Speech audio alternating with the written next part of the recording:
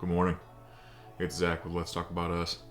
Today, we are covering a story that the right did not want you to hear. Either because they didn't think it was worthwhile to report on, it doesn't align with their messaging, or they'd just rather it stayed quiet. This source is from CNN, has a lean left bias rating by all three companies, has 2 high factuality ratings as well as a mixed factuality rating. It is owned by Warner Media and Warner Brothers. U.S. ranks last on key healthcare measures compared with other high-income nations, despite spending the most, report says. By Jacqueline Howard of CNN.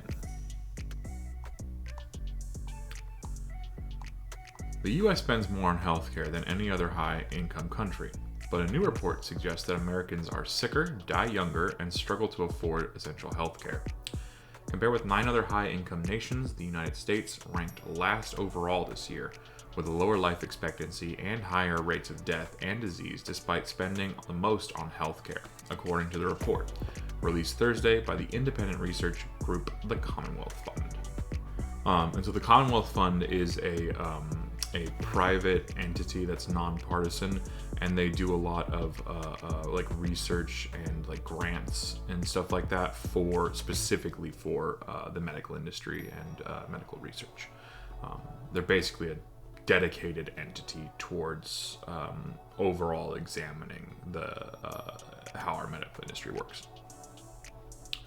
The 3 top performing countries in the report were Australia, the Netherlands, and the United Kingdom. No surprise that the Netherlands is in there. They are almost always at the top of all these kind of lists. This report reveals that our health system is continuing to lag far behind other nations when it comes to meeting our citizens' basic healthcare needs. The US spends more on healthcare than any other country, and Americans are sicker, die younger, and struggle to afford essential healthcare. We spend the most and get the least for our investment, Dr. Joseph Betancourt, president of the Commonwealth Fund, said in a news briefing. As a primary care doctor, I see the human toll of these shortcomings in our system on a daily basis. I have patients who need medications they can't afford. I spend time going back and forth with insurance companies who have denied care I know my patients need. And I see older patients who arrive sicker than they should because they've spent the majority of their lives uninsured, Betancourt added. This report underscores the many lessons we could learn from others on how to strengthen our healthcare delivery and outcomes, he said. It provides a blueprint for health leaders and policymakers on how the U.S. can achieve more equitable, affordable care for all Americans. The countries with the highest healthcare rankings. Researchers at the Commonwealth Fund compared and analyzed the performance of health systems across 10 countries: Australia, Canada, France, Germany, the Netherlands, New Zealand, Sweden, Switzerland, the United Kingdom, and the United States.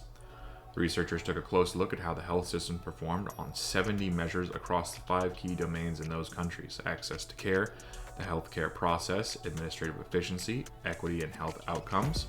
The assessments were based on data from the World Health Organization, the Organization for Economic Cooperation and Development, Our World in Data, and international surveys that the Commonwealth Fund conducts. The countries with the highest overall rankings across the 5 key areas were Australia. Really? Australia was at the top? Damn, alright. The Netherlands, the United Kingdom, New Zealand, France. Countries that had the lowest overall rankings across the 5 areas were Sweden, Canada, Switzerland, Germany, and the United States. When the researchers analyzed each country by each key domain, the United States ranked last on access to care, indicating that Americans face the most barriers to accessing and affordable healthcare. The nation also ranked last in health outcomes, including acute illnesses, chronic diseases, and death.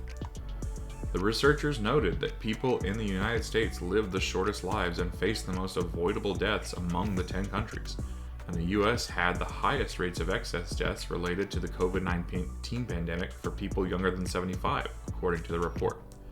Amongst those 10 countries. It was a lot worse over in the more Pacific Island nations. The United States ranked 9th in equity, indicating that disparities persist in how people with various incomes and from different backgrounds may access and experience healthcare. The country also ranked 9th in administrative efficiency, indicating that doctors and patients in the U.S. are more likely to report problems related to insurance approvals and billing. Administrative requirements can cost time and money for patients and doctors, Reginald Williams II, Vice President of International Health Policy and Practice Innovations at the Commonwealth Fund, said in a briefing. What a name. All right. Many countries have simplified their health insurance and payment systems, usually through legislation, regulation, and standardization. For example, other countries apply standardized payments to all physicians for services and do that on a regular regional basis, so that doctors know what they'll be paid and patients know what portion they'll be responsible for, he said. They make it much simpler. The one domain for which the United States ranked high was the care process, which suggests that the healthcare it delivers includes aspects or attributes that are considered essential or high quality care. Okay, so what they're saying is everything else sucks, but the care you're receiving is actually quite good. Okay, got it. The researchers noted that all countries have something to learn from one another, yet there were relatively small differences in the overall performances among all of the countries except the United States, which was the only clear outlier. Yeah, you would think the biggest, strongest country in the world currently would also have the best healthcare, but here we are. The other 9 countries may have different healthcare systems, but they all had universal coverage, the researchers wrote, which ensures that any co-payments for health services are small, improving both access and affordability. A lot of the lagging performances of the United States healthcare system has to do with access to care and equity of care, both of which are heavily influenced by the availability and quality of insurance, Dr. David Blumenthal, former president of the Commonwealth Fund, said in the briefing. The United States lags both in having 20 plus million Americans still uninsured, 7 to 8% of the population, though in a historic low, still very high by international standards, he said. It also lacks in terms of the ability of lower income people to get access to basic services. Additionally, the researchers found that healthcare spending was similar in all the other countries, but not in the US, which spends far more on healthcare than its peers, yet has the worst overall performance. The 2 countries with the highest overall rankings, Australia and the Netherlands, had the lowest healthcare spending. To improve the state of its healthcare, the U.S. can expand insurance coverage, shrink disparities in care, and reduce the administrative burden and complexities of insurance plans, the researchers wrote. It's also important for the United States to invest in interventions outside of healthcare to address the social drivers of health, poverty, homelessness, hunger, discrimination, gun violence, substance abuse, Williams said. The report also called for a more robust primary care system in the United States. For instance, primary care physicians in the Netherlands are required to have coverage after hours. As a person in the Netherlands, you can always get access to your primary care physician or a covering physician 24/7. And that, of course, is not true in the United States. True. Very true. I tried to schedule a doctor's appointment the other day, and, I'm going to have to wait till December.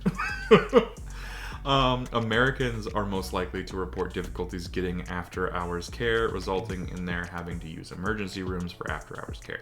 He said, "That's a very simple intervention that could reduce the cost of care, reduce the access problems, and reduce the administrative complexity of care." The American electorate makes the choice. The upcoming U.S. presidential election could play a significant role in the future of the nation's healthcare system, Blumenthal said. The American electorate makes choices about which direction to move in, and that is very much an issue in this election, he said. If we are continuing to lay the foundation for improvement of our healthcare system, elections that result in expansions of insurance coverage based on existing programs would take us in the direction that makes us closer in performance to other international comparisons. The rankings in the new report parallel those in a paper that the Commonwealth Fund released last year that found the U.S. had the highest rates of deaths from avoidable or treatable causes, and the highest maternal and infant death rates, yet still it spends more on healthcare than any other high-income country. We're not getting the best value for our healthcare dollar. Dr. Georges Benjamin, executive director of the American Public Health Association, who was not involved in either report, said last year. To help fix the holes in the U.S. healthcare system, Benjamin said, there are 3 steps the nation can take. We're still the only nation that does not have universal healthcare or access for all of our citizens, Benjamin said. And I'm assuming we're still referring to the 10 mentioned. Because, don't get it twisted. There are countries that don't even have, healthcare. Second, we don't do as much primary care intervention as the other nations, and we still have a public health system which is fractured, he said. The third thing is, we underinvest compared to other industrialized nations in societal things. They spend their money on providing upfront support for their citizens, and we spend it on sick care. So that's the end of the article. With this, there's a few things I can think of that would like instantly improve the healthcare system. One, it would be to get insurance companies out of the money business and into doctor business. Like, you can't work at a healthcare insurance company unless you have some kind of background in the healthcare system, or like you don't have to be a doctor to work there, but you should at least know what the hell you're talking about when you're on the phone with the doctor trying to get coverage for their patient. The fact that health insurance companies are money operated and profit operated is what's killing thousands and thousands and thousands of Americans every year. And then the other thing that they mentioned, but they never went far enough to say it, other countries are, providing universal health care. And they're providing it in such a way that it is massively cheaper than what we're doing. I'm not a economist. I'm not a doctor. I'm not a insurance guru. But if we have such a clear and present picture of what other countries are doing in that sector that's working for them, and we're not even like anywhere close to doing that for ourselves, I think we're screwing up a little bit. I think we're trying and beating a dead horse that hasn't been running right since it started. And the article also brought up some things that are real life things that you and me can have a conversation about. How many times have you gone to the hospital and had a medication that you needed to get, and insurance either didn't cover it or they covered part of it, and you were still out of pocket like $50+ for a little bottle of like 8 pills?